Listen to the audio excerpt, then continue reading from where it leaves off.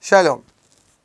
Je termine cette première beracha avec cette signature du rappel de Baruch Ata Hashem Magen Avraham. Je termine cette première bracha avec cette bénédiction.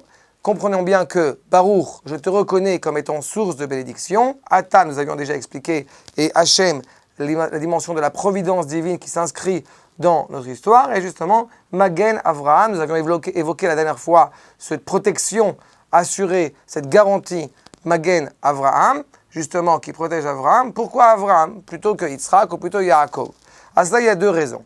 La première, d'abord, je crois peut-être la plus importante, c'est qu'Avraham, justement, est la racine du peuple. En dépit des déboires que pourrait traverser notre peuple, eh bien, nous restons convaincus que cette racine du peuple est inébranlable. Et les Toldot Hashem Vaaretz Beibaram, les cieux et la terre ont été créés justement pour Avraham, vous enseignez les Chachamim, c'est-à-dire que justement le monde entier tient parce qu'il y a une personnalité comme Avraham. Et la deuxième notion qui d'ailleurs vient compléter, c'est la vertu de bonté gratuite qui est évoquée chez Avraham, la vertu de Chesed, n'est-ce pas?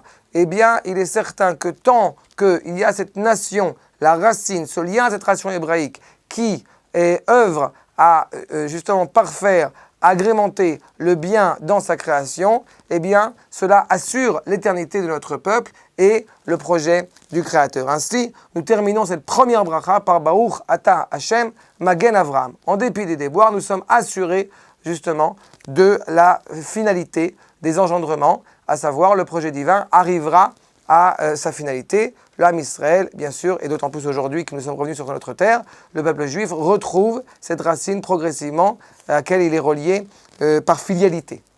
Shalom.